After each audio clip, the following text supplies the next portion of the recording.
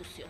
En ese marco, pues la política criminal de un Estado constitucional tiene que configurarse en torno a estos derechos fundamentales y jamás podrá construirse vulnerando estos derechos. Hablamos de todas las personas, ¿no? Todos los particulares, nacionales, ¿no? Entonces, si hablamos de una política criminal construida en este paradigma, pues estamos hablando de que no solamente se trata de que la política criminal va a buscar seleccionar, elegir cuáles van a ser las consecuencias preventivas especiales. Estamos entre penalistas entendidos en el derecho penal, ¿no? Entonces vamos a hablar de un derecho penal que, de repente esto sí es necesario introducirlo, ¿no? Un derecho penal que ya no es retribucionista, ¿no? Que ya no busca el castigo, el confinamiento per se, sino más bien que tiene como fundamento la prevención. Hemos escuchado de la prevención general, la prevención especial, ¿no? Y en este sentido, pues a eso tenemos que orientarnos con las sanciones, ¿no? Por eso es que, por ejemplo, es cuestionable la sanción que trate sobre una cadena perpetua, porque es muy difícil pensar que voy a buscar la resocialización o un fin preventivo especial respecto de una cadena perpetua, ¿no? Ya es más bien confinar a la persona a un centro penitenciario y olvidarnos de ella, ¿no? No hay programa de resocialización que esté pensando en una persona que esté condenada a cadena perpetua. En todo caso, eso es rezago, ¿no?, de un sistema penal con fines retribucionistas. Y entonces, aquí hay que pensar en un esquema punitivo que se dirija hacia cuáles van a ser las estrategias más eficaces para esta prevención. Entonces allí también pondremos en cuestión, o en todo caso no se ha hecho todavía con suficiente, digamos, espacio, ¿no?, académico en cuanto a también los operadores, pero sí deberían haber espacios en los que podamos problematizarnos acerca de si la especial incidencia en la pena privativa de libertad que tenemos en el Perú, y en general los modelos comparados también lo comparten, ¿no?, son realmente eficaces, ¿no? Sí, y además en la situación en la que tenemos, pues, la política penitenciaria, ¿no?, es importante entonces revisar la eficacia, ¿no?, de estas medidas. Entonces, cuando hablamos de política criminal, hablamos de esta elección de cuáles van a ser las estrategias, cuáles van a ser las consecuencias jurídicas en cuanto a sanciones, ¿no?, de además determinadas conductas que vamos a imputar, que vamos a establecer que, pues, corresponden a delitos, que merecen una sanción penal. También, además de eso, es un conjunto de aspectos fundamentales que, según la Constitución y el Código Penal, debe presidir a la fijación y el desarrollo de los presupuestos de esta penalidad, ¿no? Entonces, supuesto de hecho, pena. Hay que seleccionar cuáles van a ser estos aspectos fundamentales, cuáles son los criterios para que yo establezca que una conducta es delito, y cuáles son los criterios para establecer cuáles son las sanciones penales que van a orientarse a esa prevención de la que estamos hablando al principio. Y allí, dentro de esos criterios, vamos a hablar de los fines. ¿Cuáles son los fines de una política criminal que está enmarcada en un Estado constitucional, nuevamente en el eje de derechos fundamentales? Pues es la realización plena de esos derechos fundamentales, ¿no?, de la dimensión, dice, sustancial de la democracia, ¿no? Y dentro de esa dimensión sustancial de la democracia nos ubicaremos en la de la vigencia material de los derechos fundamentales, la vigencia material, real de los derechos fundamentales, ¿no? Ahora, cuando hablamos de derecho penal, no hablamos solamente de quienes son los afectados por la sanción penal, sino también quienes son los afectados y las afectadas por las conductas, ¿no?, por las conductas señaladas como supuestos de hecho de un delito. Entonces estamos hablando de víctimas y estamos hablando también de, digamos, personas que inciden en la realización de estas conductas. Es importante señalar eso porque tradicionalmente se trata del derecho penal como si solo afectara a las personas que cometen estos delitos, porque hay, se dice, ¿no?, una mayor, todo un aparato estatal, ¿no?, el fiscal, el juez, digamos, que está afectando a esta persona que está sola en el mundo, y por eso también se hace especial énfasis en la defensa, en el derecho a la defensa pública, por ejemplo, ¿no? Pero, por ejemplo, ya en el nuevo modelo es mucho más claro, ¿no? Hablamos de un sistema penal entonces garantista que efectivamente vaya a atender todas estas, digamos, dificultades, afectaciones a los derechos que tradicionalmente el sistema penal procesal penal antiguo solía ejercer contra las personas investigadas, imputadas por delitos, pero también el Código Procesal Penal de 2004, Decreto Legislativo 957, incide en que este garantismo también alcanza a las víctimas, y no puede ser de otra manera, porque hablamos ya de un derecho penal que garantiza, de un derecho penal, de un derecho procesal penal, en la medida que se trata de un ordenamiento jurídico que garantiza derechos fundamentales a todas las personas involucradas en los delitos, ¿no? Tanto víctimas como personas que delinquen, como personas a las que se les indica un delito y de repente no han delinquido, ¿no? Todas las personas involucradas van a tener respetados estos derechos. Un segundo punto del fin de la política criminal es que debe orientarse a la prevención de la delincuencia y el control social. Es innegable que si hablamos del derecho penal, estamos hablando de un instrumento de control social, ¿no? Estamos hablando de que se va a reprimir determinadas conductas, y con eso no solo se va a afectar a una persona imputada por un delito, condenada por un delito, sino también se va a dar un mensaje a la sociedad acerca de esa conducta. Esa conducta no está permitida, no se tolera por el Estado, y por eso es que esa persona está siendo, digamos, sancionada penalmente, ¿no? Su conducta se está reprimiendo. Entonces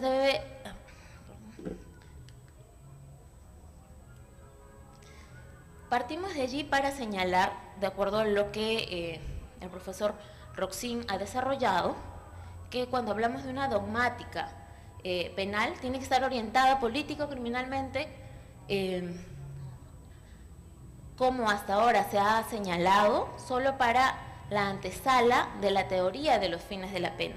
Tiene ciertamente entonces que satisfacer las exigencias de prevención general, pero no puede dejar fuera de la consideración la concreta situación e individualidad del autor. Es decir, y ahí hablo en el marco de la protección de la libertad y seguridad también de las víctimas, ¿no? Entonces, ¿de qué estamos hablando?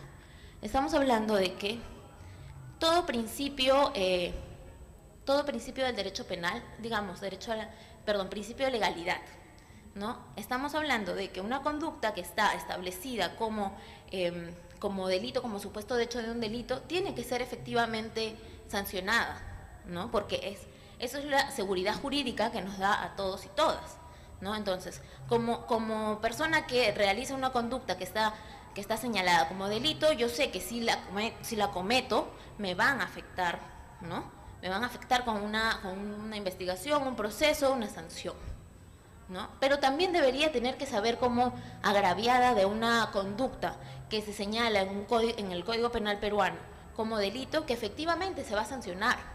Y esto tendría que ser así, salvo que la persona sea una persona inimputable.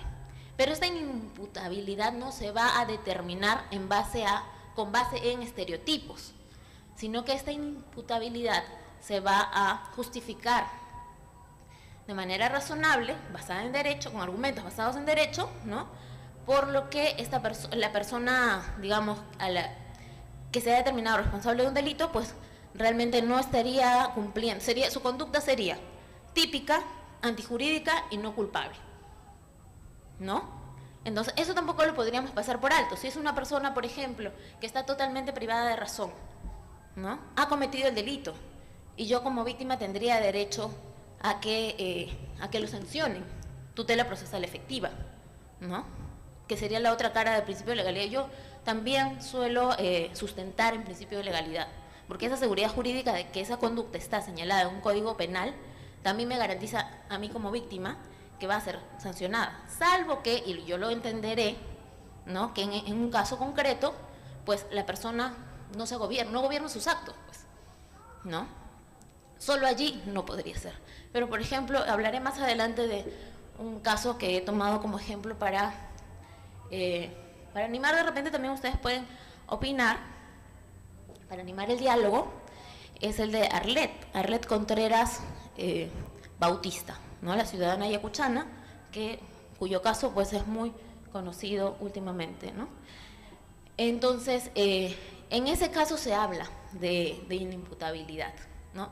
Se discute a nivel del proceso, pero tampoco es que se determine en la sentencia que esta persona pues no puede ser sancionada porque no gobierna sus actos, digamos, ¿no? Tiene, creo, un diagnóstico borderline, y ese trastorno de la personalidad no califica para señalar que pues no es responsable de sus actos, ¿no? Sin embargo, pues en la determinación de la suspensión, la decisión de suspender la pena, sí allí se desliza para señalar que pues a él le conviene más estar en libertad porque pues lleva una terapia psicológica, ¿no? Entonces, si no ha tenido una disminución, una consideración especial a nivel de la investigación, del proceso, incluso de la imposición de la sanción, ¿por qué si la tiene a nivel de la ejecución de la condena, ¿no? Otro elemento también que se señala mucho es, y ya ahí me desvío a criterios para la determinación de la pena, ¿no? Que las personas primero, el hecho de que no hay evidencia para señalar que va a volver a cometer el delito, o tienen obligaciones, han asumido obligaciones familiares, ¿no?, por lo que sostienen económicamente a sus padres o a sus hijos, hasta llegan a poner interés superior del niño. ¿Para qué? Para impedir una determinación efectiva de la condena que ya está establecida, por lo tanto ya se determinó responsabilidad penal, ¿no? Entonces, son estereotipos de género, ¿no? Revisaremos más adelante esto, ¿no?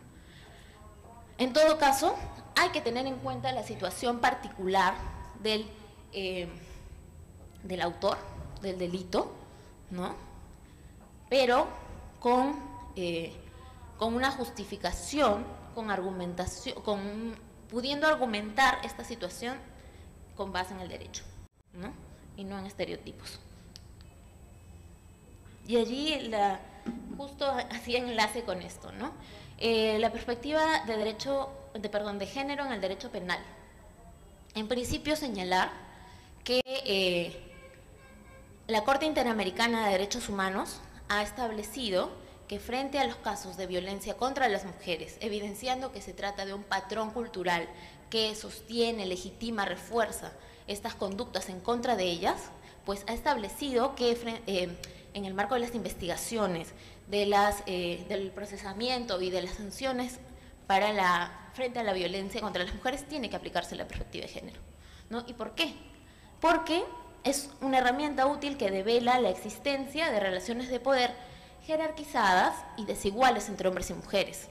Si uno entiende que la violencia contra las mujeres es una cosa aislada, bueno, en el momento se molestaron, se enfrentaron, agresiones mutuas, pues uno no está entendiendo nada de la violencia contra las mujeres, tal como realmente es su marco, tal como realmente se desarrolla en estas relaciones de poder, ¿no? Y entonces está resolviendo de manera, digamos, ciega. Por eso también la perspectiva de género se grafica como lentes.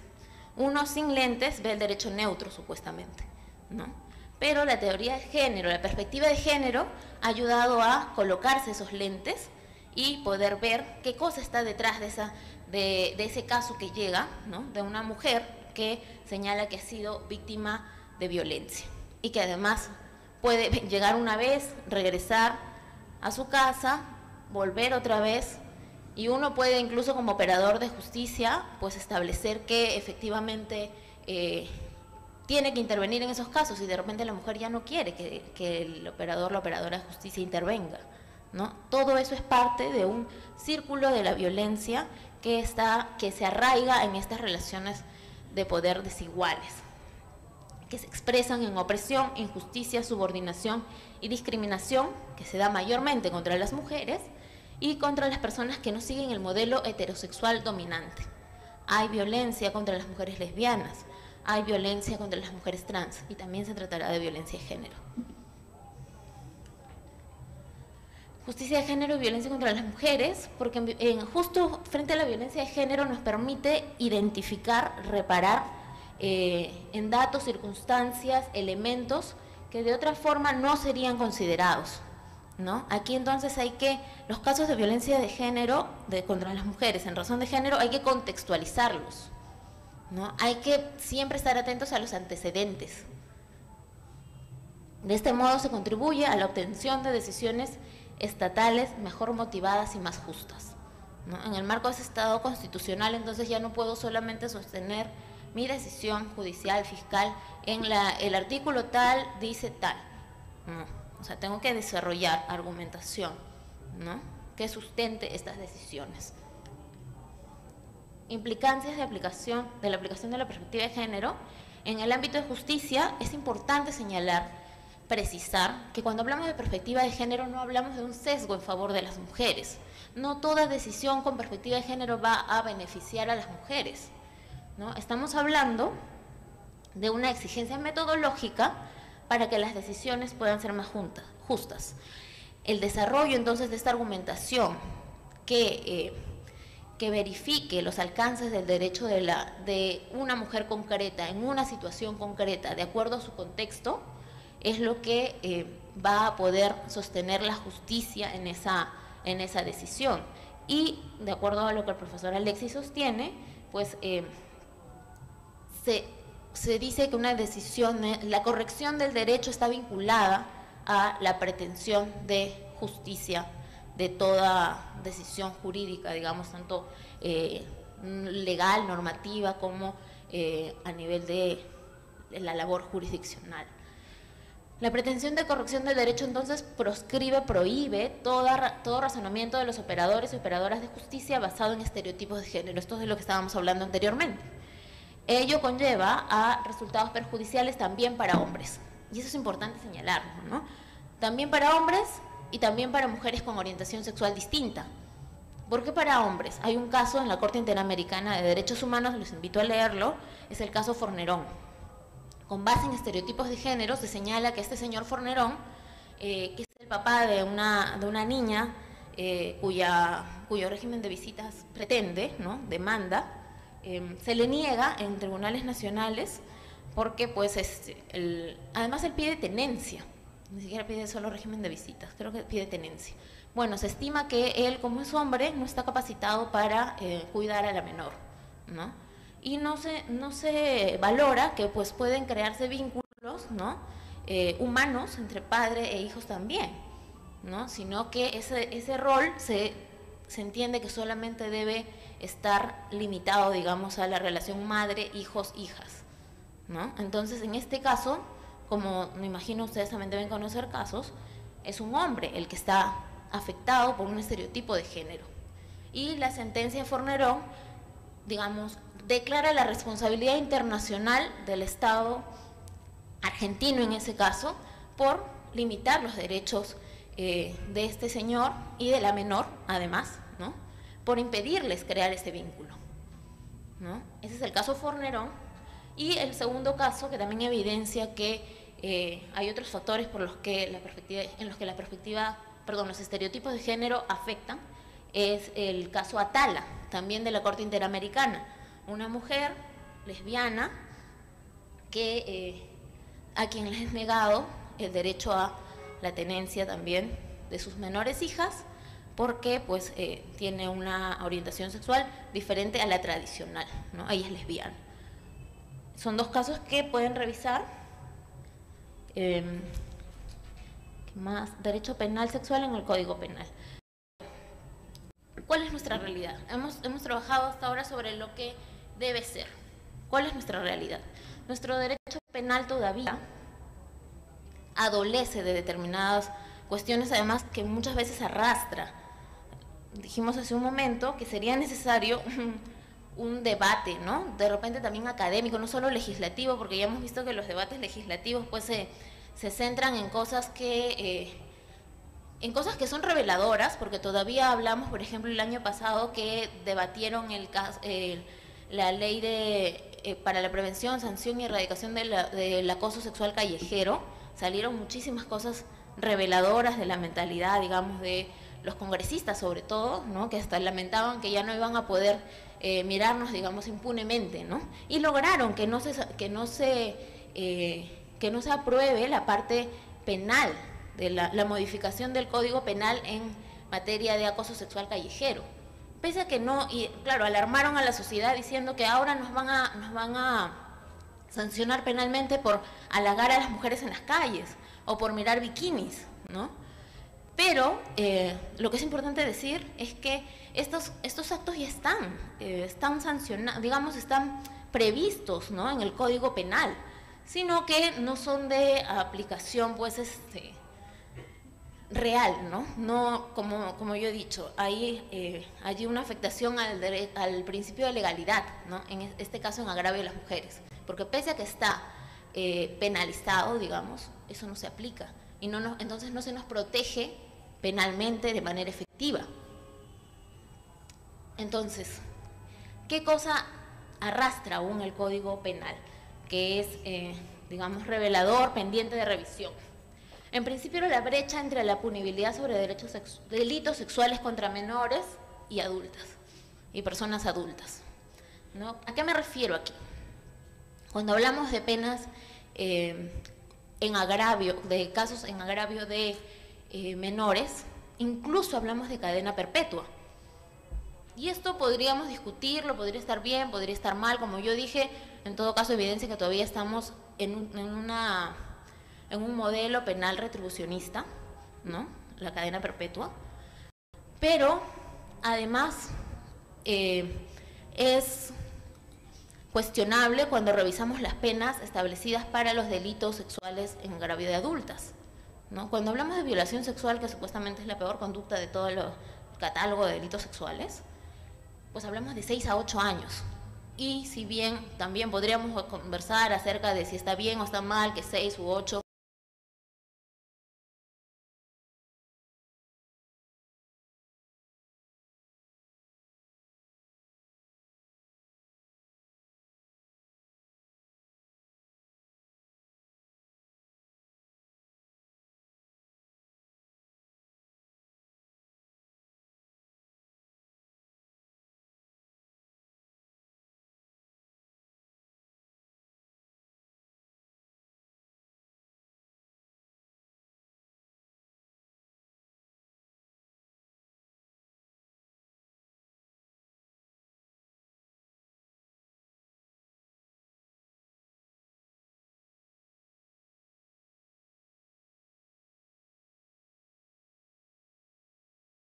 en los que se llegue a acreditar, se llegue a cubrir el estándar probatorio.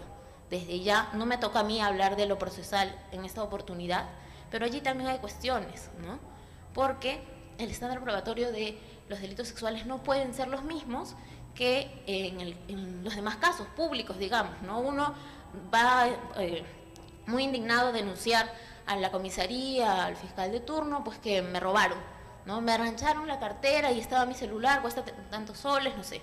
Pero uno no va así decididamente a denunciar me violaron, ¿no? Entonces, los medios probatorios allí tienen que ser otros. Y de hecho, ya hay desarrollo sobre eso. El Acuerdo Plenario 1-2011 ayuda, ¿no? Da luces acerca de cuál debe ser el estándar probatorio. El 2-2005 también, ¿no? Pueden revisarlos. El tema de rezagos de moralización del derecho penal sexual.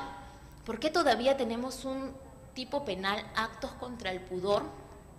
¿Por qué todavía hablamos de tocamientos indebidos, o en todo caso de actos obscenos, ¿no? El 180 y publicaciones y exhibiciones y publicaciones obscenas, ¿no?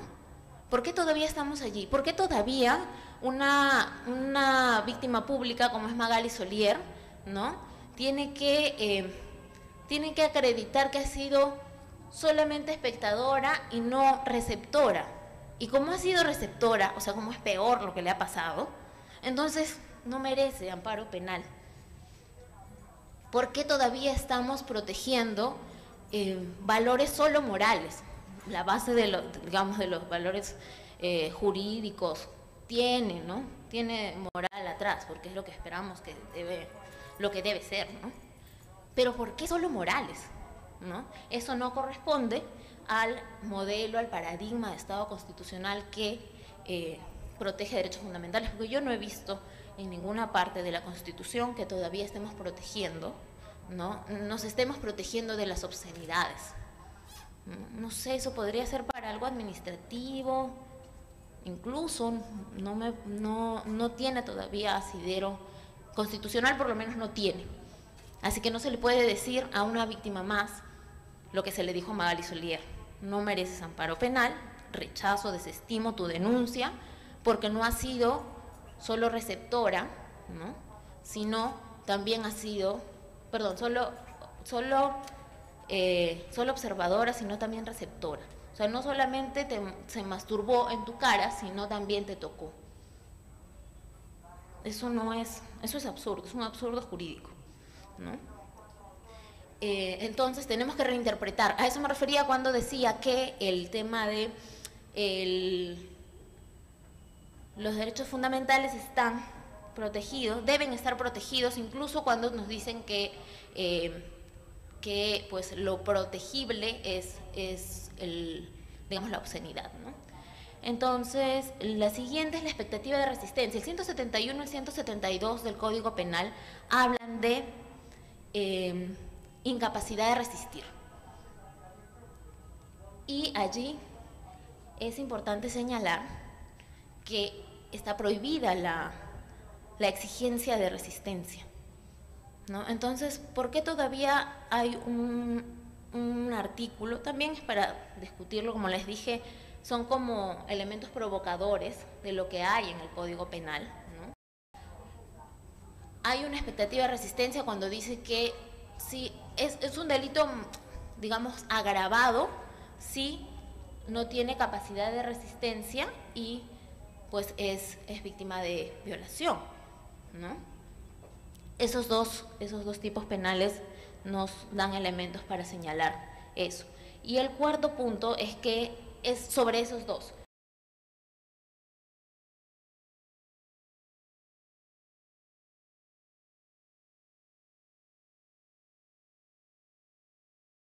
La que termina siendo la agraviada en incapacidad de resistir.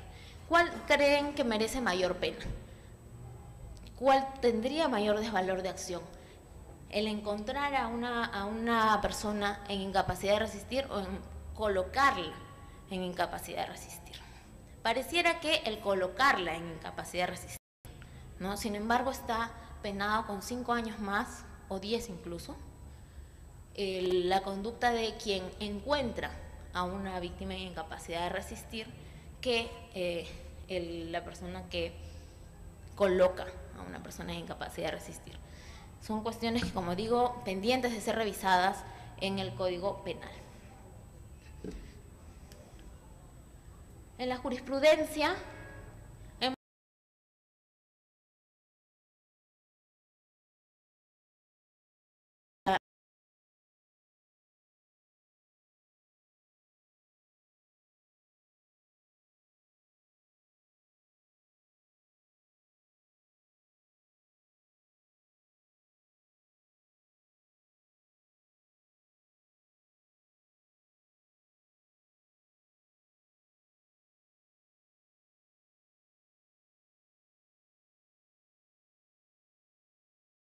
lo examinaron los antecedentes de la conducta. O sea, no solamente estamos analizando la conducta que se ha establecido que configura un delito sexual, sino en estos casos de violencia sexual también estaríamos analizando la conducta de la agraviada, ¿no? Entonces, eso es lo que hay que develar y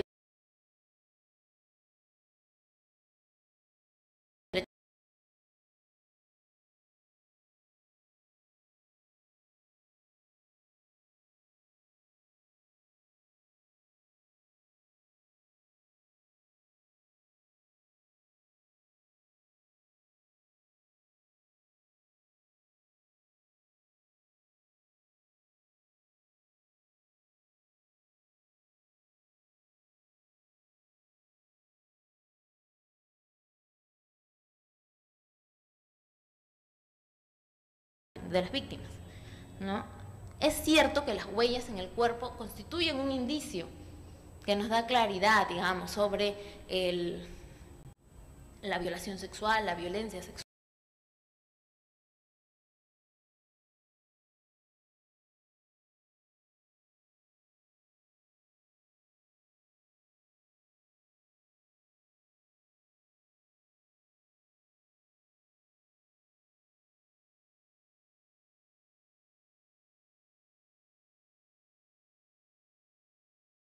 Se esperaba de ella, se evidencia en la sentencia que se esperaba de ella que huya. En un momento cuando llegan al hotel debió huir, debió hacer muchas cosas para el colegiado que absolvió por tentativa de violación sexual. Pero lo que hay que señalar aquí es que no corresponde todas esas expectativas con la naturaleza del delito de violación sexual, porque se trata de libertad sexual. La víctima puede consentir y puede rechazar el acto en el momento que quiera, incluso dentro de una habitación de hotel, ¿no? Entonces, tenemos que ubicarnos bien cuál es el derecho que está detrás, cuál es el bien jurídico protegido, y es la libertad sexual, ¿no? La exigencia entonces de reacciones de la víctima frente a la violación sexual está prohibida. Y es más, el Estado peruano puede ir puede ser denunciado internacionalmente y puede ser declarado responsable, como fue Filipinas por el caso Carantaya, ¿no? Y allí podrán ver cuáles son los derechos de la víctima que fueron vulnerados con una decisión como la de Arlet Contreras, ¿no? Que se señalaba, se sostuvo la absolución en argumentos que responsabilizan a la agraviada por la consumación del delito de violación sexual, pues ella no escapó cuando tuvo la oportunidad de hacerlo, y que si hubiera querido rechazar el acto sexual, el acusado no habría eyaculado. Eso señalan en la sentencia de Karen Taya, y es la evidencia por la cual se condena al Estado filipino. La Corte Europea de Derechos Humanos, en cuanto a la resistencia, también en el caso MC versus Bulgaria, ha señalado que este es un caso de una mujer que se apartó psicológicamente, se apartó del hecho, ¿no? Hay un estado psicológico en el que muchas víctimas se colocan, se ponen, o que resulta en ellas, ¿no? Que las inmoviliza, la violencia sexual las inmoviliza, por lo tanto no resisten, como no es exigible, ¿no? Entonces, en este caso pasó así y se absolvió porque no se encontraron huellas físicas, porque no hubo evidencia de la resistencia de la víctima. Entonces se señala, la Corte Europea señala que en cualquier enfoque limitado que sea utilizado para condenar los delitos sexuales, como requerir pruebas de la resistencia física, en todos los casos puede llevar a que en ciertos tipos de violación que no sean penados, y por lo tanto puede poner en peligro la protección eficaz de la autonomía sexual de los individuos, ¿no? Otra vez Filipinas, ¿no? También es otra agraviada que se entiende que ha consentido porque no ha resistido. Eso no tiene relación directa. O sea, no consentir puede, en algún caso, para una mujer no resistir es decir no, por favor, es pelearse, o muchas otras manifestaciones. No consentir, pues entonces tiene que verse en el caso concreto, ¿no? Pero no es exigible de entrada, en un caso, que haya una resistencia física, y en este caso se determina responsabilidad internacional por esperar esa resistencia, ¿no? Entonces, ¿qué cosa dice el fundamento de la absolución? No es natural que una víctima de violación no haga siquiera un débil intento de liberarse, pese a múltiples oportunidades de hacerlo, y que podía haber tratado de escapar o de gritar pidiendo ayuda, ya que el hecho de ser sordo-muda no la hace incapaz de hacer ruido, ¿no?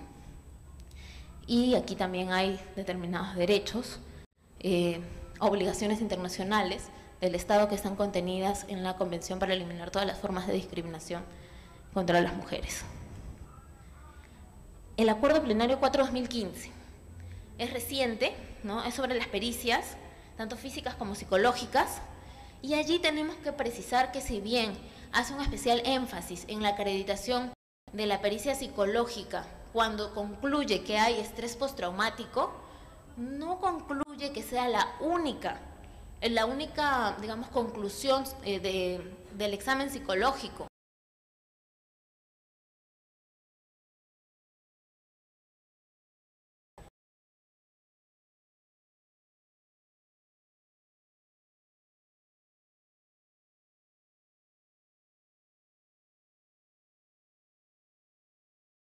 A nivel psicológico puede presentar trastornos de temor, miedo, angustia, ansiedad, y Arlet Contreras presentaba temor, ansiedad, angustia. Sin embargo, también ese es un fundamento por el cual el colegiado desestima, ¿no? Porque dice no hay estrés postraumático. Desde ya se dice que no tiene que haber estrés postraumático. Menos aún en un caso que es tentativa. Sexual, por muy tentativa, llegan al resultado concreto de la afectación psicológica completa, no a la mitad, no a inicios, porque pues la agresión sexual ya tiene un nivel de resultado, ¿no? Entonces es importante problematizar de nuevo sobre eso, porque no está resuelto a nivel, menos a nivel legal, ¿no? Pero sí la jurisprudencia puede ir, en todo caso, haciendo camino por allí, ¿no? El nivel de resultado al que se llegan con incluso las tentativas de delitos sexuales. Y bueno, eso es lo que quería conversar con ustedes, compartir. No sé si tienen alguna pregunta o si hay tiempo para eso. Creo que sí. Yo por mi parte he terminado.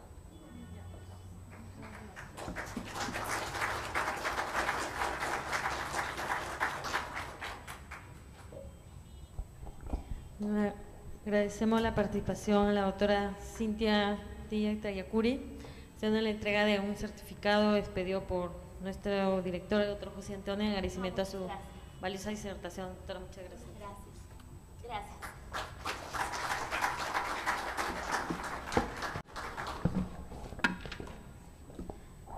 Y continuando con el programa,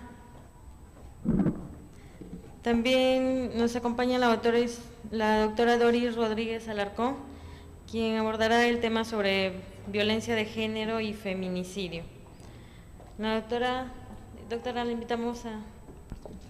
La doctora Doris es juez penal de la Corte Superior de Justicia, magíster en Derecho Penal, becaria en la Escuela Judicial del Reino Unido y España, especialista en Derecho de Género.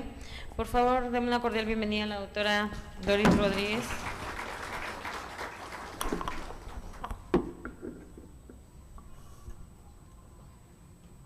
Creo que desde allá, ¿no?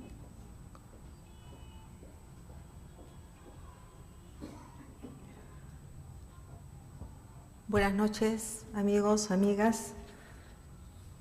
Es una oportunidad valiosa que nos da la Escuela Judicial, la Escuela de la Corte Superior de Lima, para todos nosotros poder intercambiar ideas, ¿no? Algunos temas importantes como es la perspectiva de género en el delito de feminicidio. Ya hemos escuchado a Cintia Silva hablándonos sobre el tema de género, cuando se ha referido al tema de violencia sexual. En este caso, quisiéramos iniciar esta charla con una pregunta. ¿Quién de nosotros no ha sufrido una situación de ataque contra la persona, ¿no? Cuando se trata de realizar una actividad de la profesión? Por ejemplo, se han sentido tranquilos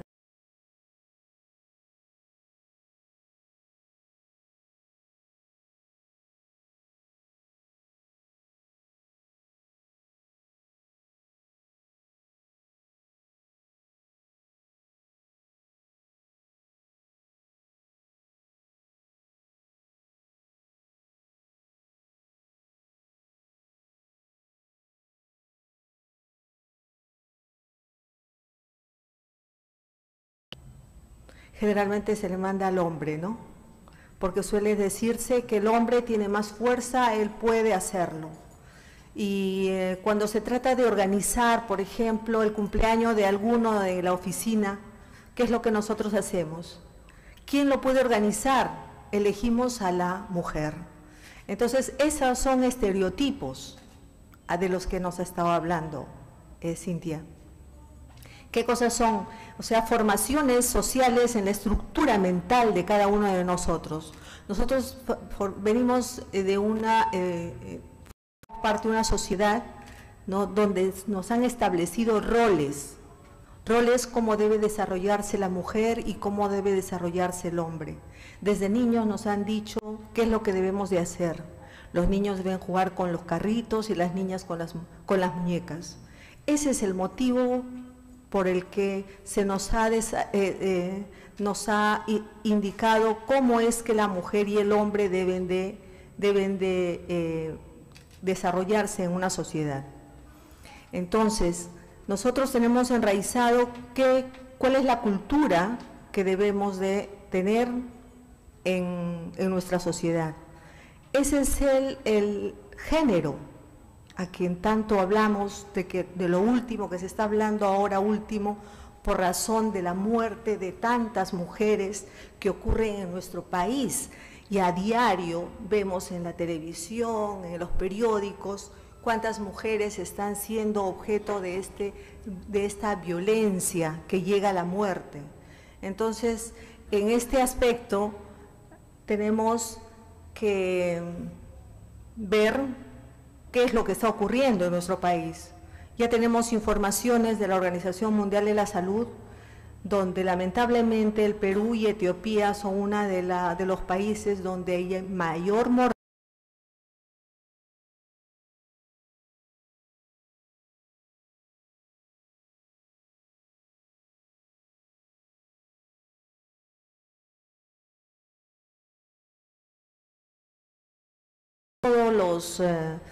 De todo el sistema, es decir, requerimos de acciones preventivas como la educación, la salud. Necesitamos la participación de todos los profesionales para poder erradicar esta violencia.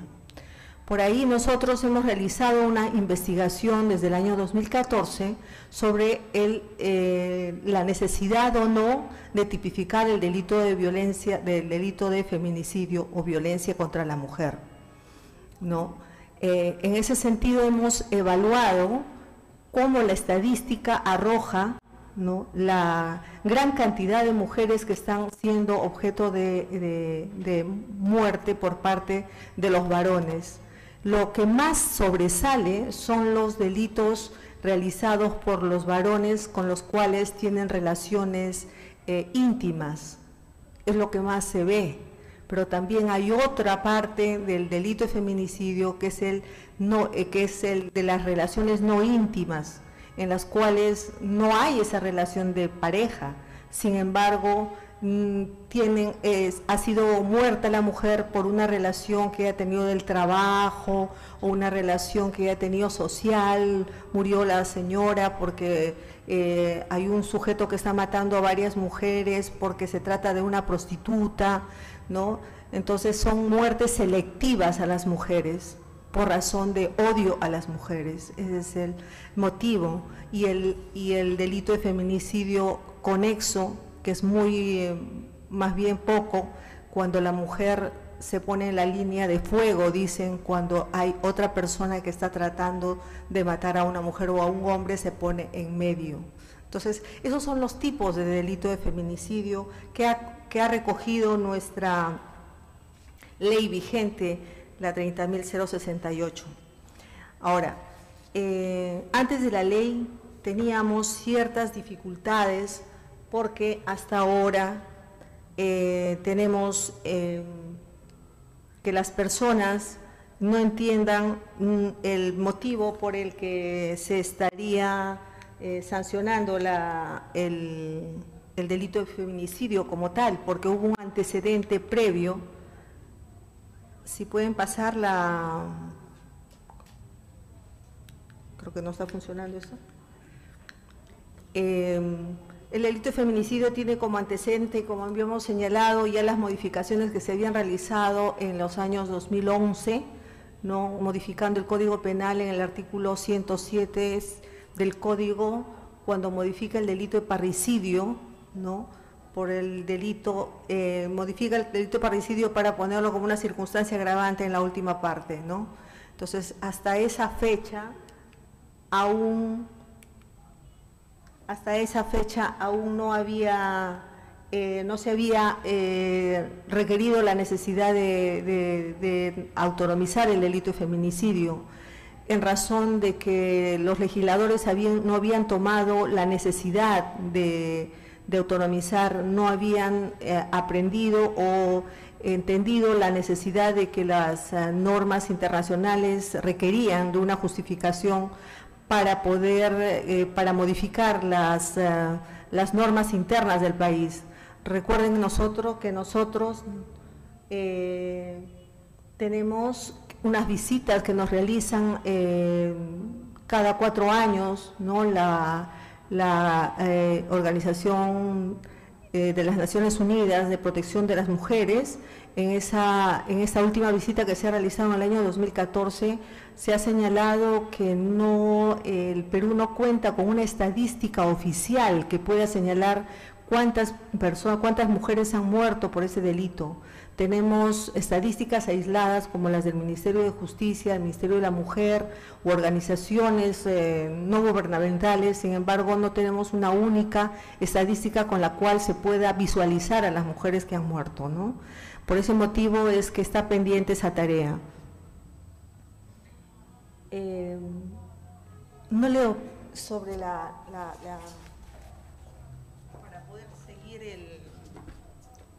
para poder seguir la diapositiva que le hemos preparado. En este caso,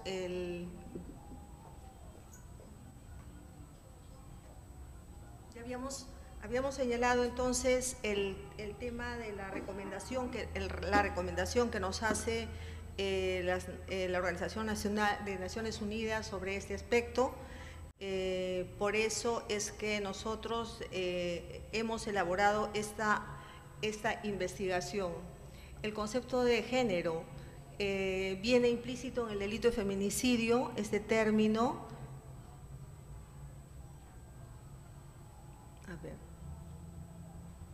término, entonces afirma una forma de violencia contra las mujeres. Del mismo modo, nombra la etapa final de la violencia en su contra.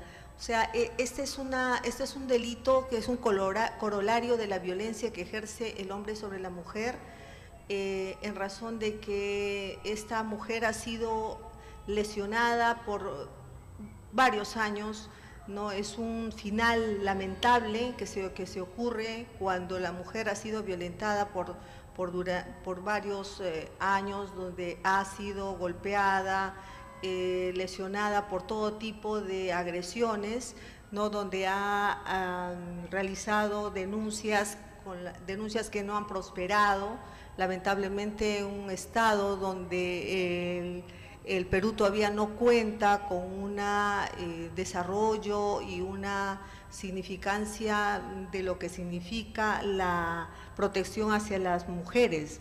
Por ello, cuando se realiza la denuncia ante la policía, por ejemplo, estas denuncias no son recibidas, y si son recibidas son bastante depuradas, ¿no? Unas son consideradas hasta faltas y pocas son las consideradas como lesiones, y otras tentativa de feminicidio.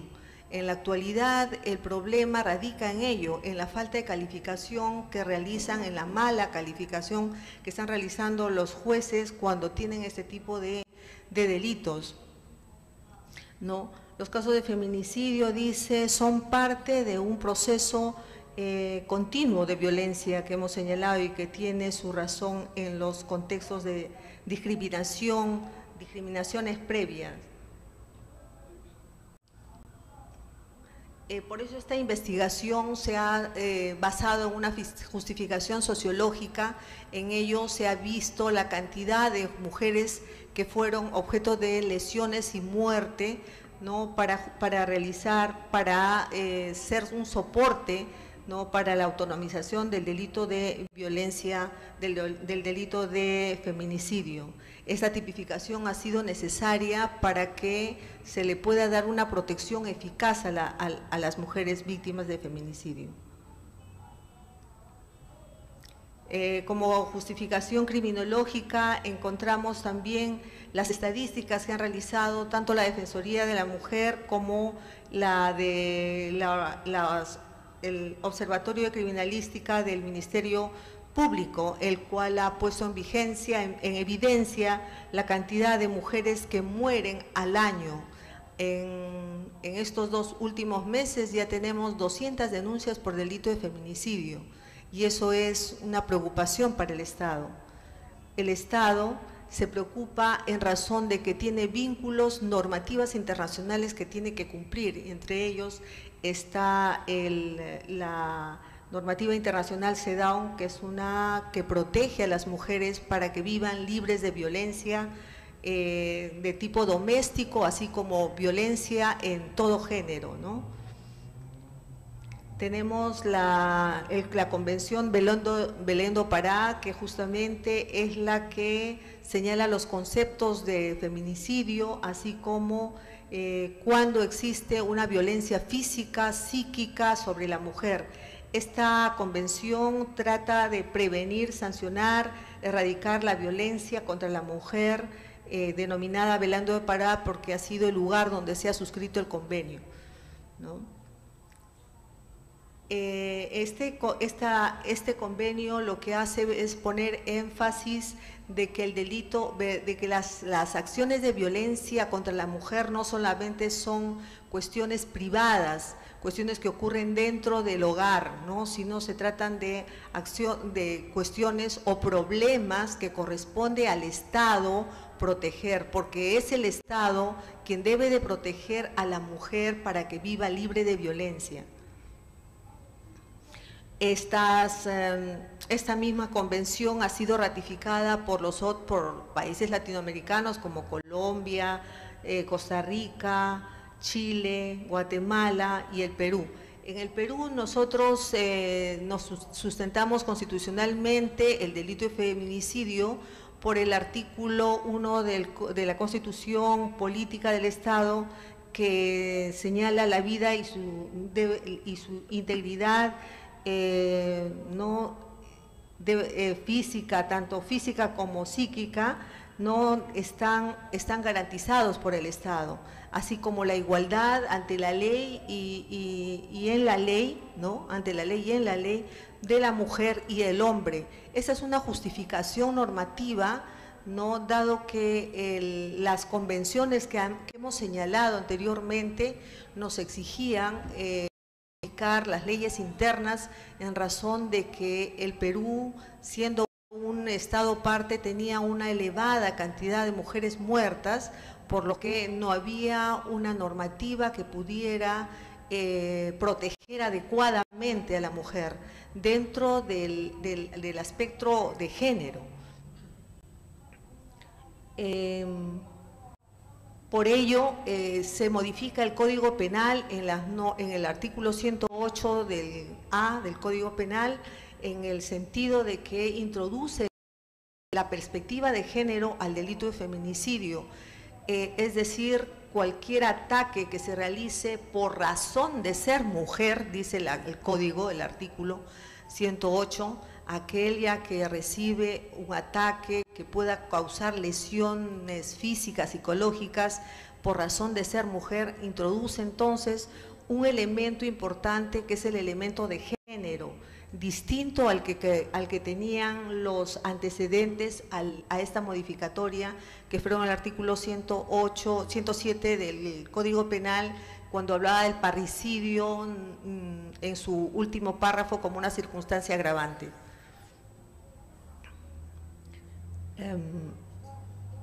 Hemos señalado que el soporte constitucional que tiene la 30.068, que es la que ha modificado el Código Penal, y vemos que esta disposición normativa ha sido parte de una modificación de varios tipos, ¿no? Por ejemplo, está la Ley de Igualdad de Oportunidades, la resolución que habla sobre la creación e implementación de registro de víctimas, ¿no?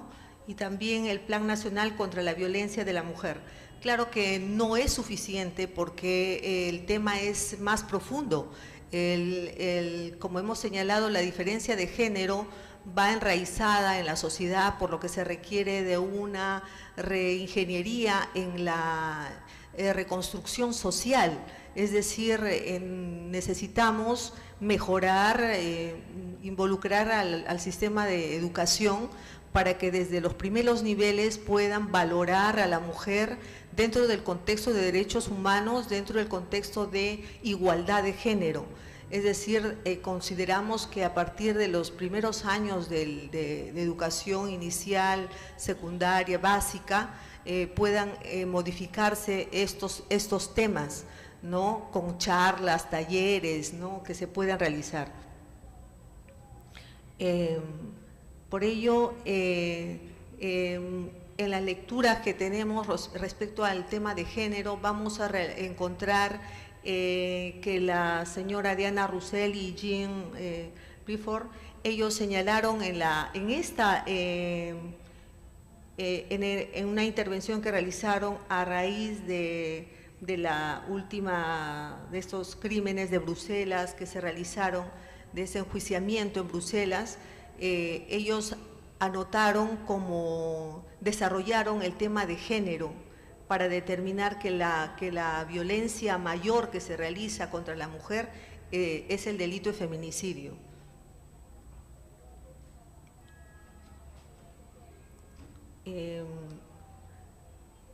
Este tipo penal ha adoptado las formas de feminicidio que no contaba con los tipos penales anteriores.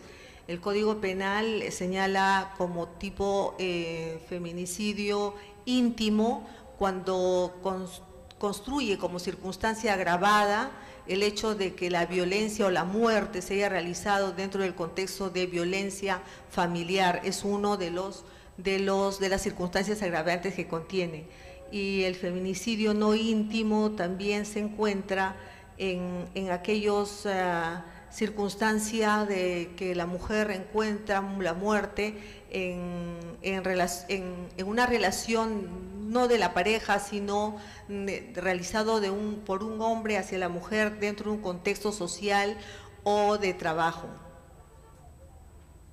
Y el feminicidio por conexión que habíamos señalado, se tratan de circunstancias en que la muerte depara a la mujer cuando se interpone, por ejemplo, a una bala que está dirigida a otra persona o tiene por propósito de evitar la muerte de otra persona, ¿no? En esas circunstancias se da este delito de feminicidio por conexión, ¿no?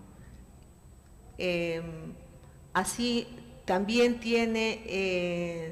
podemos reconocer como bien jurídico protegido al sujeto activo que puede realizar cualquier persona, no necesariamente tiene que ser la persona, la pareja o la que tenga un vínculo familiar, cualquier persona que tenga ese deseo de eliminar a la mujer, ¿no? Por alguna razón, es decir, la razón de la discriminación. Y la conducta típica es matar o quitar la vida a una mujer. Esa es la conducta típica. En cuanto a las modalidades o circunstancias agravadas que tenemos en el Código Penal, nos ha señalado el Código que existen circunstancias que hacen que se conceden mayor sanción en el Código Penal. Esto es cuando a la víctima, por ejemplo, es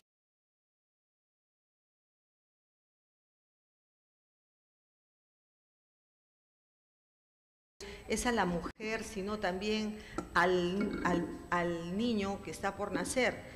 Otra circunstancia agravada también es la que se realiza cuando se somete previamente a la violación sexual o actos de mutilación. Por ejemplo, en estos casos lo que se sanciona es que de manera excesiva haya requerido causarle daño a la víctima, ¿no? Y otra circunstancia agravante es que cuando al momento de cometerse el delito, la víctima padeciera de cualquier tipo de discapacidad. Por ejemplo, en este caso se habla de que la persona no está en posibilidad de reaccionar frente al ataque que realice el agresor. Y más aún la obligación genérica de protección del adulto hacia los menores también es una circunstancia agravada, es decir, donde cuando la víctima es menor de edad, o sea, es menor de 18 años de edad, ¿no? Y cuando la víctima fuera sometida a fines de trata de personas. El delito de trata de personas, que es un delito donde normalmente se captura a la mujer con el propósito de explotarla sexualmente, ¿no? Hemos visto ya hace poco un problema que tiene la Corte Suprema sobre el consentimiento que estaría dando la víctima de trata de personas. Obviamente sabemos por la literatura que el consentimiento dentro de la trata, dentro de un aspecto donde haya secuestro, donde haya una extorsión, no puede considerarse como una manifestación de voluntad válida, ¿no? Entonces, en esas circunstancias la pena es mayor, porque inicialmente la pena del delito de violación, del delito de feminicidio, es un delito no mayor de 15 años, ¿no? Este es un delito grave cuyo tipo objetivo obviamente es la causación de la muerte, y siendo el elemento subjetivo la finalidad de dominar, subyugar o aleccionar a la mujer. Por ejemplo, eso lo encontramos en las motivaciones que tienen los hombres cuando se justifican por la muerte de las mujeres, ¿no? Dicen, en muchos casos hemos leído, esa mujer no será de nadie más que mía, ¿no? Esa es una expresión que suele repetirse antes de causarle la muerte. Y también tenemos expresiones como las que hemos escuchado, ayer, por ejemplo, escuchamos en la televisión aquel sujeto que ha maltratado de tal manera a la mujer que le ha desfigurado el rostro y casi la ha matado. Este sujeto dice, no, lo que yo quería era seguir, ¿no?, visitando a mi hijo, y por eso la recojo a la señora y a su pedido, entre comillas, dice, la llevo a un sitio descampado. Que una relación que ya está separados, la señora normalmente no va a querer tener mayor relación, sin embargo, él la lleva a un lugar descampado, y él dice que al haber escuchado, al haber visto en un celular los mensajes de una tercera persona, es que le da una especie de un ataque descontrolado que le hace causarle las lesiones a la señora, lo cual pues se denota, ¿no?, una justificación, irrita porque se nota que esta persona ya tenía un propósito preconcebido cuando la recoge a la señora, ¿no? La recoge y la lleva a un lugar descampado donde no pueda recibir ayuda de nadie, y ha sido objeto de esas lesiones tan graves, ¿no? Que justamente el problema mayor entre los jueces, además de la retractación, que este es un tema también que tiene que ver con la vinculación que tiene la víctima con el agresor. Y se dice, a cuanto más agresión hay mayor dependencia. Ese es el ciclo de la violencia grave que requiere de un tratamiento psicológico por parte de las víctimas para poder desprenderse. Todos debemos ser muy testigos de excepción de que tenemos amigas que son maltratadas, sin embargo nosotros y nosotras podemos aconsejar, pero que deja a tu pareja que está haciéndote estas graves lesiones, no solamente físicas sino psicológicas, y ellos no pueden, no es que no quieran, no pueden. Entonces, este tipo de personas necesitan un tratamiento psicológico. La recomendación en los procesos de feminicidio es que tener muy en cuenta el tema de la retractación. Nosotros hemos tenido un caso, por ejemplo, el año pasado, de un delito de feminicidio donde la procesada ha venido, fíjense ustedes cómo fue el caso. Él llega a la casa, no recibe la atención que quería en ese momento, y tras ese problema, él parece que había llevado una cantimplora o con querosene, le echa en el cuerpo a la señora, y que estaba cerca de la cocina, se incendia, ¿no? Y los vecinos tuvieron que ayudarla. Frente a eso, un proceso de delito de feminicidio, lamentablemente la señora viene al juicio y se retracta. Dice que ella que el sujeto no la ha lesionado, que ella ha sido la que se ha caído involuntariamente sobre el querosene que estaba cerca. Entonces, esos son los problemas que tiene el juez para resolver cuando tanto el delito de feminicidio como el delito de delitos sexuales, ¿no? Como en los propios casos de violencia contra la mujer, también se ve que las mujeres tratan siempre de proteger a los varones.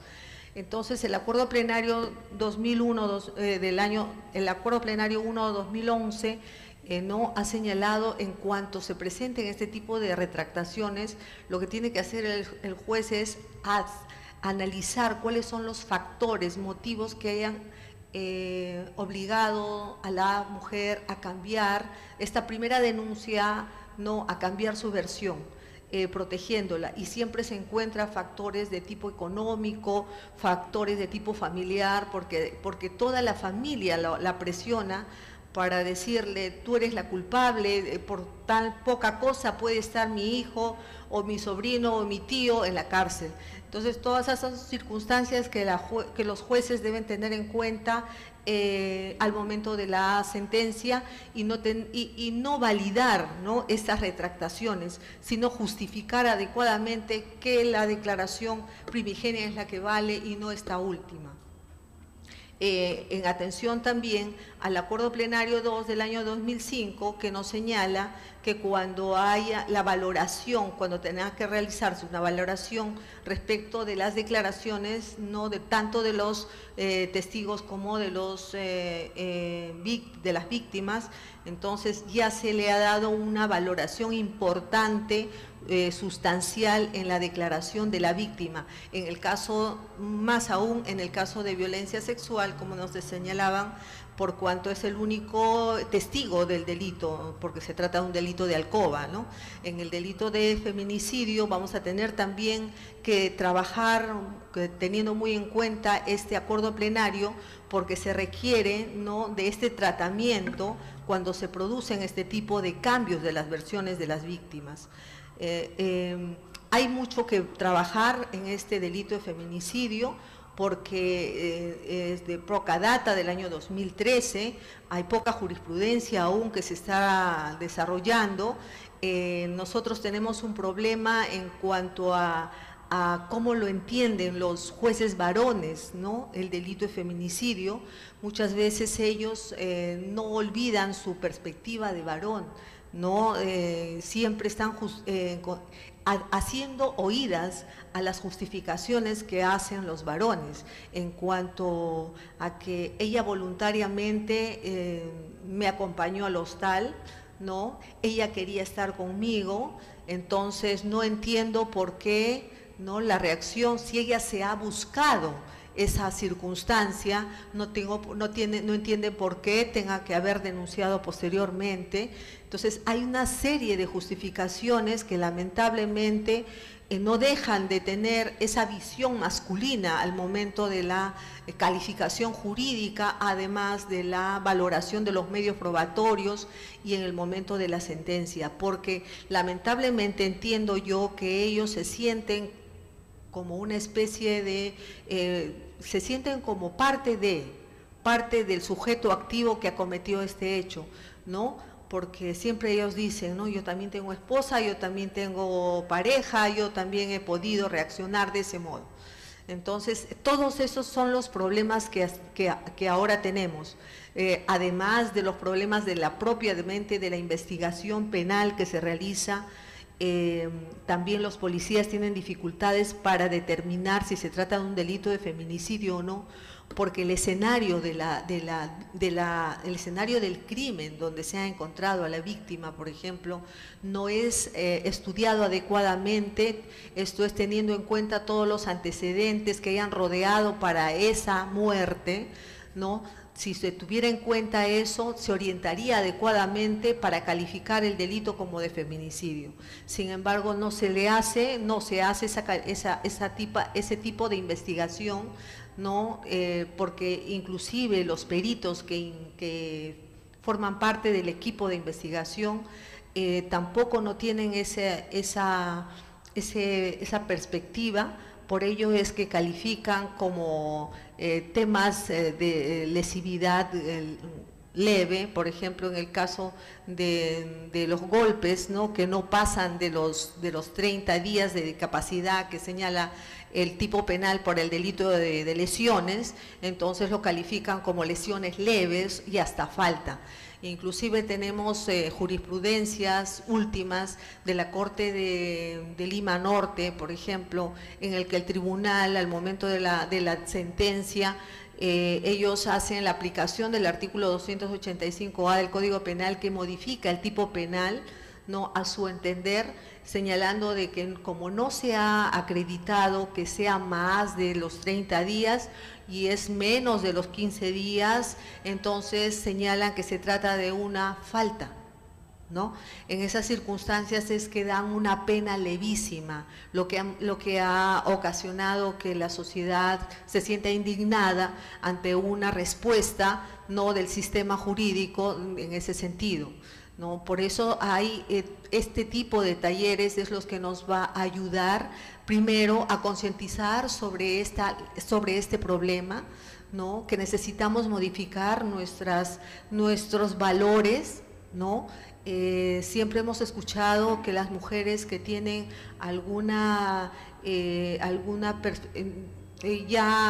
que sean mujeres que hayan llegado a roles importantes dentro de la sociedad, han dicho esta mujer es que no se quiere a sí misma. Entonces, ese aspecto de no quererse a sí misma es lo que nosotros tenemos que tratar de mejorar. Mejorar la autoestima de las mujeres, ¿no? Los valores, no nos reconocemos los valores que tenemos, no nos empoderamos de que somos las conductoras de la sociedad, somos las conductoras de nuestro hogar y fíjense, nosotras estamos acá y después de esta tarea de escucharlos, vamos a irnos a la casa y vamos a seguir haciendo las tareas de mamá y de educadora, ¿no? Entonces, eso es lo que nosotros debemos de concientizarnos en la necesidad de valorarnos, ¿no? Como somos y que no tenemos ninguna diferencia con los varones, ¿no? ¿Para que no seamos sujetas de lesiones ni de rechazo por parte de los varones, ¿no? Además tenemos todavía problemas pendientes en cuanto a las pericias, en cuanto a las violencias psicológicas, por ejemplo. La violencia psicológica no está cuantificado, solamente la violencia física, ¿no es cierto? Estamos hablando del delito de lesiones, pero el delito de violencia física, pero la violencia física no está cuantificado, como en otros países que hay un baremo, ¿no? Donde se establece de que el daño por las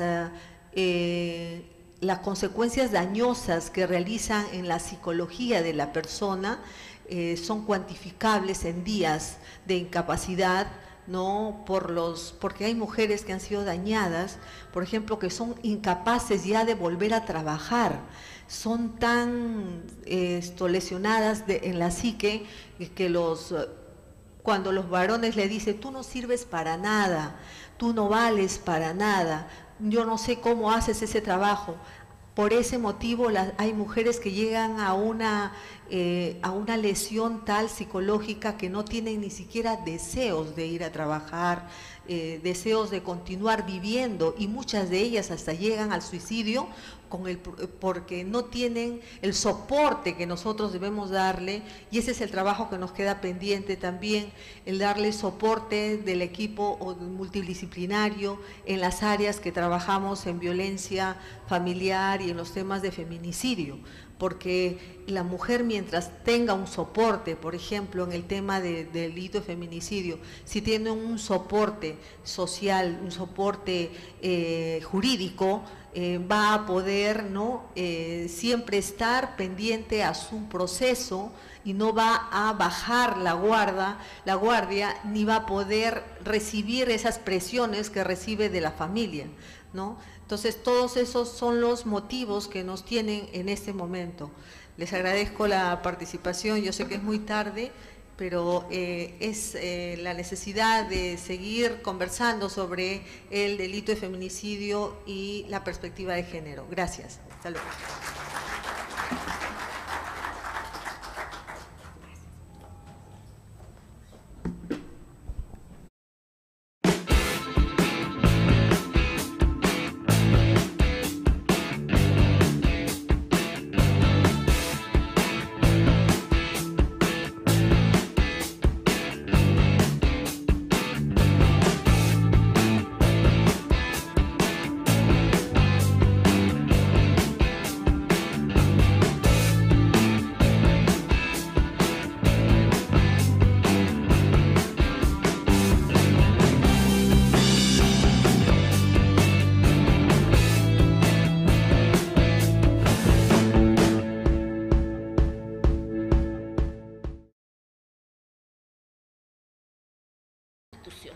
En ese marco, pues la política criminal de un Estado constitucional tiene que configurarse en torno a estos derechos fundamentales y jamás podrá construirse vulnerando estos derechos. Hablamos de todas las personas, ¿no? Todos los particulares, nacionales, ¿no? Entonces, si hablamos de una política criminal construida en este paradigma, pues estamos hablando de que no solamente se trata de que la política criminal va a buscar seleccionar, elegir cuáles van a ser las consecuencias preventivas especiales. Estamos entre penalistas entendidos en el derecho penal, ¿no? Entonces vamos a hablar de un derecho penal que, de repente esto sí es necesario introducirlo, ¿no? Un derecho penal que ya no es retribucionista, ¿no? Que ya no busca el castigo, el confinamiento per se, sino más bien que tiene como fundamento la prevención. Hemos escuchado de la prevención general, la prevención especial, ¿no? Y en este sentido, pues a eso tenemos que orientarnos con las sanciones, ¿no? Por eso es que, por ejemplo, es cuestionable la sanción que trate sobre una cadena perpetua, porque es muy difícil pensar que voy a buscar la resocialización o un fin preventivo especial respecto de una cadena perpetua, ¿no? Ya es más bien confinar a la persona a un centro penitenciario y olvidarnos de ella, ¿no? No hay programa de resocialización que esté pensando en una persona que esté condenada a cadena perpetua. En todo caso, eso es rezago, ¿no?, de un sistema penal con fines retribucionistas. Y entonces, aquí hay que pensar en un esquema punitivo que se dirija hacia cuáles van a ser las estrategias más eficaces para esta prevención. Entonces allí también pondremos en cuestión, o en todo caso no se ha hecho todavía con suficiente digamos, espacio, ¿no? Académico en cuanto a también los operadores, pero sí deberían haber espacios en los que podamos problematizarnos acerca de si la especial incidencia en la pena privativa de libertad que tenemos en el Perú, y en general los modelos comparados también lo comparten, ¿no? Son realmente eficaces, ¿no? Sí, y además en la situación en la que tenemos pues la política penitenciaria, ¿no? Es importante entonces revisar la eficacia, ¿no?, de estas medidas. Entonces, cuando hablamos de política criminal, hablamos de esta elección de cuáles van a ser las estrategias, cuáles van a ser las consecuencias jurídicas de un derecho penal, de un derecho procesal penal, en la medida que se trata de un ordenamiento jurídico que garantiza derechos fundamentales a todas las personas involucradas en los delitos, ¿no? Tanto víctimas como personas que delinquen, como personas a las que se les indica un delito y de repente no han delinquido, ¿no? Todas las personas involucradas van a tener respetados estos derechos. Un segundo punto del fin de la política criminal es que debe orientarse a la prevención de la delincuencia y el control social. Es innegable que si hablamos del derecho penal, estamos hablando de un instrumento de control social, ¿no?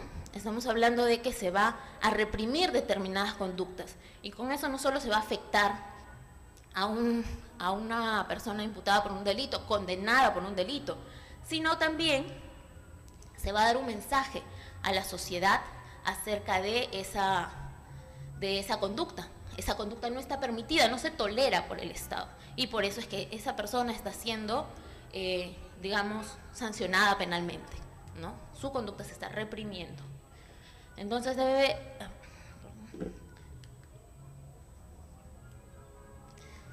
partimos de allí para señalar, de acuerdo a lo que el profesor Roxin ha desarrollado, que cuando hablamos de una dogmática penal tiene que estar orientada político-criminalmente, como hasta ahora se ha señalado, solo para la antesala de la teoría de los fines de la pena. Tiene ciertamente entonces que satisfacer las exigencias de prevención general, pero no puede dejar fuera de la consideración la concreta situación e individualidad del autor. Es decir, y ahí hablo en el marco de la protección de la libertad y seguridad también de las víctimas, ¿no? Entonces, ¿de qué estamos hablando? Estamos hablando de que todo principio del derecho penal, digamos, principio de legalidad, ¿no? Estamos hablando de que una conducta que está establecida como delito, como supuesto hecho de un delito, tiene que ser efectivamente sancionada, ¿no? Porque eso es la seguridad jurídica que nos da a todos y todas, ¿no? Entonces, como persona que realiza una conducta que está señalada como delito, yo sé que si la cometo, me van a afectar, ¿no? Me van a afectar con una investigación, un proceso, una sanción, ¿no? Pero también debería tener que saber cómo agraviada de una conducta que se señala en el Código Penal peruano como delito, que efectivamente se va a sancionar. Y esto tendría que ser así, salvo que la persona sea una persona inimputable. Pero esta inimputabilidad no se va a determinar con base en estereotipos, sino que esta inimputabilidad, en cuanto a sanciones, ¿no?, además determinadas conductas que vamos a imputar, que vamos a establecer que pues corresponden a delitos, que merecen una sanción penal. También, además de eso, es un conjunto de aspectos fundamentales que según la Constitución y el Código Penal debe presidir a la fijación y el desarrollo de los presupuestos de esta penalidad, ¿no? Entonces, supuesto de hecho, pena. Hay que seleccionar cuáles van a ser estos aspectos fundamentales, cuáles son los criterios para que yo establezca que una conducta es delito y cuáles son los criterios para establecer cuáles son las sanciones penales que van a orientarse a esa prevención de la que estamos hablando al principio. Y allí, dentro de esos criterios, vamos a hablar de los fines. ¿Cuáles son los fines de una política criminal que está enmarcada en un Estado constitucional nuevamente en el eje de derechos fundamentales? Pues es la realización plena de esos derechos fundamentales, ¿no? De la dimensión, dice, sustancial de la democracia, ¿no? Y dentro de esa dimensión sustancial de la democracia nos nos ubicaremos en la de la vigencia material de los derechos fundamentales, la vigencia material real de los derechos fundamentales, ¿no? Ahora, cuando hablamos de derecho penal, no hablamos solamente de quienes son los afectados por la sanción penal, sino también quienes son los afectados y las afectadas por las conductas, ¿no? Por las conductas señaladas como supuestos de hecho de un delito. Entonces estamos hablando de víctimas y estamos hablando también de, digamos, personas que inciden en la realización de estas conductas. Es importante señalar eso porque tradicionalmente se trata del derecho penal como si solo afectara a las personas que cometen estos delitos. Porque hay, se dice, ¿no?, una mayor, todo un aparato estatal, ¿no?, el fiscal, el juez, digamos, que está afectando a esta persona que está sola en el mundo, y por eso también se hace especial énfasis en la defensa, en el derecho a la defensa pública, por ejemplo, ¿no? Pero, por ejemplo, ya en el nuevo modelo es mucho más claro, ¿no? Hablamos de un sistema penal entonces garantista que efectivamente vaya a atender todas estas, digamos, dificultades, afectaciones a los derechos que tradicionalmente el sistema penal procesal penal antiguo solía ejercer contra las personas investigadas, imputadas por delitos, pero también el Código Procesal Penal de 2004, Decreto Legislativo 957, incide en que este garantismo también alcanza a las víctimas, y no puede ser de otra manera, porque hablamos ya de un derecho penal que garantiza, se va a justificar de manera razonable, basada en derecho, con argumentos basados en derecho, ¿no?, por lo que la persona, digamos, que se ha determinado responsable de un delito, pues realmente no estaría cumpliendo, su conducta sería típica, antijurídica y no culpable, ¿no? Entonces, eso tampoco lo podríamos pasar por alto. Si es una persona, por ejemplo, que está totalmente privada de razón, ¿no?, ha cometido el delito, y yo como víctima tendría derecho a que lo sancionen, tutela procesal efectiva, ¿no?, que sería la otra cara del principio de legalidad. Yo también suelo sustentar el principio de legalidad, porque esa seguridad jurídica de que esa conducta está señalada en un código penal también me garantiza a mí como víctima que va a ser sancionada, salvo que, y yo lo entenderé, ¿no?, que en un caso concreto, pues la persona no gobierna sus actos, pues, ¿no? Solo allí no podría ser. Pero, por ejemplo, hablaré más adelante de un caso que he tomado como ejemplo para animar, de repente también ustedes pueden opinar, para animar el diálogo, es el de Arlet Contreras Bautista, ¿no?, la ciudadana ayacuchana, cuyo caso pues es muy conocido últimamente, ¿no? Entonces, en ese caso se habla de inimputabilidad, ¿no? Se discute a nivel del proceso, pero tampoco es que se determine en la sentencia que esta persona pues no puede ser sancionada porque no gobierna sus actos, digamos, ¿no? Tiene, creo, un diagnóstico borderline, y ese trastorno de la personalidad no califica para señalar que pues no es responsable de sus actos, ¿no? Sin embargo, pues en la determinación de la suspensión, la decisión de suspender la pena, sí allí se desliza para señalar que pues a él le conviene más estar en libertad porque pues lleva una terapia psicológica, ¿no? Entonces, si no ha tenido una disminución, una consideración especial a nivel de la investigación, del proceso, incluso de la imposición de la sanción, ¿por qué si la tiene a nivel de la ejecución de la condena, ¿no? Otro elemento también que se señala mucho es, y ya ahí me desvío a criterios para la determinación de la pena, ¿no? Que las personas primero, el hecho de que no hay evidencia para señalar que va a volver a cometer el delito, o tienen obligaciones, han asumido obligaciones familiares, ¿no?, por lo que sostienen económicamente a sus padres o a sus hijos, hasta llegan a poner interés superior del niño. ¿Para qué? Para impedir una determinación efectiva de la condena que ya está establecida, por lo tanto ya se determinó responsabilidad penal, ¿no? Entonces, son estereotipos de género, ¿no? Revisaremos más adelante esto, ¿no? En todo caso, hay que tener en cuenta la situación particular del autor del delito, ¿no? Pero con una justificación, con argumentación, pudiendo argumentar esta situación con base en el derecho, ¿no? Y no en estereotipos. Y allí justo hacía enlace con esto, ¿no? La perspectiva de género en el derecho penal. En principio, señalar que la Corte Interamericana de Derechos Humanos ha establecido que frente a los casos de violencia contra las mujeres, evidenciando que se trata de un patrón cultural que sostiene, legitima, refuerza estas conductas en contra de ellas, pues ha establecido que en el marco de las investigaciones, del procesamiento y de las sanciones frente a la violencia contra las mujeres, tiene que aplicarse la perspectiva de género, ¿no? ¿Y por qué? Porque es una herramienta útil que devela la existencia de relaciones de poder jerarquizadas y desiguales entre hombres y mujeres. Si uno entiende que la violencia contra las mujeres es una cosa aislada, bueno, en el momento se molestaron, se enfrentaron, agresiones mutuas, pues uno no está entendiendo nada de la violencia contra las mujeres, tal como realmente es su marco, tal como realmente se desarrolla en estas relaciones de poder, ¿no?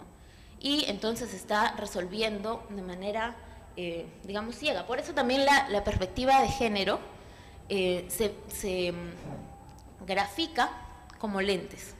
Uno sin lentes ve el derecho neutro, supuestamente, ¿no? Pero la teoría de género, la perspectiva de género, ha ayudado a colocarse esos lentes y poder ver qué cosa está detrás de ese caso que llega, ¿no? De una mujer que señala que ha sido víctima de violencia y que además puede llegar una vez, regresar a su casa, volver otra vez, y uno puede incluso como operador de justicia pues establecer que efectivamente tiene que intervenir en esos casos, y de repente la mujer ya no quiere que el operador, la operadora de justicia intervenga, ¿no? Todo eso es parte de un círculo de la violencia que se arraiga en estas relaciones de poder desiguales, que se expresan en opresión, injusticia, subordinación y discriminación, que se da mayormente contra las mujeres y contra las personas que no siguen el modelo heterosexual dominante. Hay violencia contra las mujeres lesbianas, hay violencia